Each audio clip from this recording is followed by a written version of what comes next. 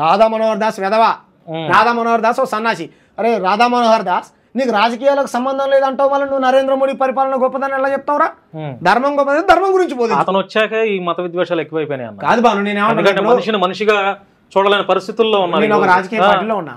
నేను రాజకీయ పార్టీలో ఉన్నప్పుడు రాజకీయాలు చేయొచ్చు. నువ్వు రాజకీయ పార్టీలో లేకుండా నువ్వు నరేంద్ర మోడీ పరిపాలన బాగుంది, ఈయన పరిపాలన బాగాలేదని నువ్వు ఎలా డిసైడ్ చేస్తావు? ఇప్పుడు ప్రవీణ్ పగడాల గారు ఇష్యూ జరిగిన తర్వాత మౌనంగా ఉన్నాడు ఆయన. మౌనంగా ఉన్నాడు, మరి గొంతెత్తాలి కదా. నాకు అనుమానం ఈ వెధవలే ఉండి ఉంటారు దాని వెనకాల, ఈ వెధవలే ఉండి ఉంటారు దాని వెనకాల. గతంలో చాలా మంది ఫాస్టర్లని వాడు చెప్తాడు అని పేరు ఏం పేరు కరుణాకర్ సుగుణ. నేను చనిపోయేంత వరకు ఈ దేశంలో ఒక చర్చి లేకుండా ఉంటే అది ఎవరి వల్ల సాధ్యం కాదులే అన్న. అంటే గతం ఈ దేశంలో ఏ మసీదుని కూల్చే దమ్ము ఎవరికి లేదు, ఏ హిందూ గుడులను కూల్చే దమ్ము ఎవరికి లేదు, ఏ క్రిస్టియన్ చర్చెస్ని కూల్చే దమ్ము కూడా ఎవరికి లేదు. అది 100 మంది అంటారు. ఎందుకు కూల్చాలి బాను? కొత్తగా కట్టుకోవాలని ఆలోచన రావాలి, ఎందుకు కూల్చుకోవాలి? అంతే కదా. ఇప్పుడు జరిగింది ఏదో జరిగిపోయింది, చరిత్ర జరిగిపోయింది, పక్కన పెడదాం.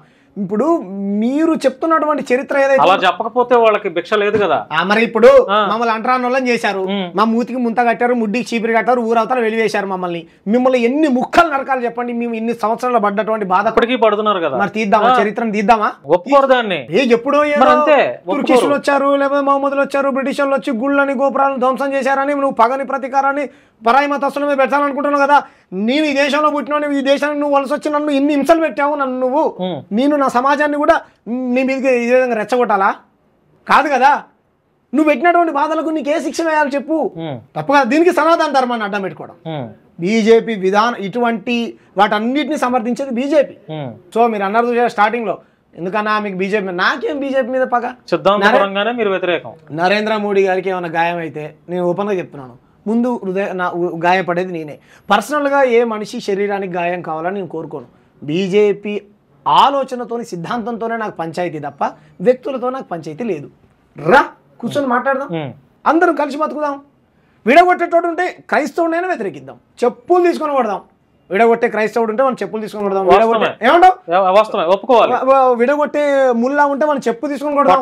సమాజం నుంచి వెళ్ళడం. అప్పుడు పరిపూర్ణానంద స్వామి అనే ఒక వెధవ ఈ తెలంగాణ రాష్ట్రంలో మత పంచాయతీ పెట్టి ఎంత ఘర్షణ చేశాడు. ఒక మేధావు లాంటి కంచయ్య గారిని సంపన్న నూసిగొలిపాడు ఒక వర్గాన్ని, తెలుసా? ఎక్కడి నుంచి వచ్చాడు ఈ పరిపూర్ణ? వీళ్ళకి ఏం కావాలి? ఇటువంటి పంచాయతీలు కావాలి.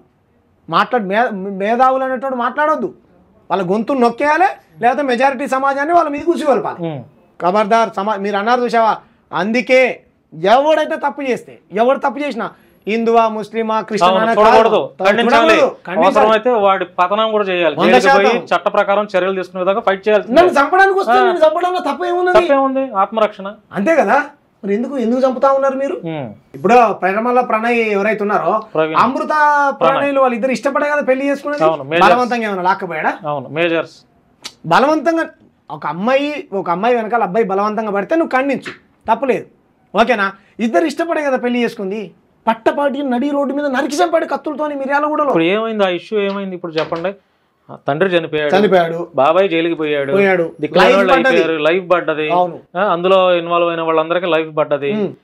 అమృతకి భర్త లేడు, అటు కొడుకు లేకుండా తల్లిదండ్రులకి, ప్రణయ్కి తల్లిదండ్రులకి కొడుకు లేకుండా, ఇటు ఈ అమ్మాయికి తల్లిదండ్రులు బాబాయిలు మొత్తం అంతా నాశనం అయిపోయింది. చిన్న ఆవేశం. దీనికి కారణం ఏంటి అని అంటే, నేను కింద నువ్వు పైన అనే భావన ఉండడం వల్లనే కదా.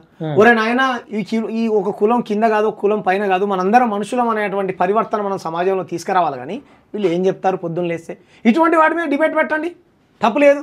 ఎంత వాడు చెప్తాడు, రాధామన్నారు యేసుప్రభు ఎవరికి పుట్టాడో తెలియదు అంటాడు. ఏమనాలి విని చెప్పండి? ఏదో చెప్పు తీసుకొని కొట్టాలి చెప్పండి?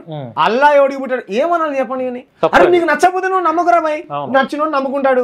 నువ్వు నమ్మే దేవుని వాడు ఏమైనా క్రిటిసైజ్ చేస్తే చెప్పు, పెడదాం వాని మీద చర్చ. రగిలిపోతుంది కడుపు. అరే పొద్దున్న లేస్తే ఇదే పంచాయతీ, మంచి కోరుకోరు.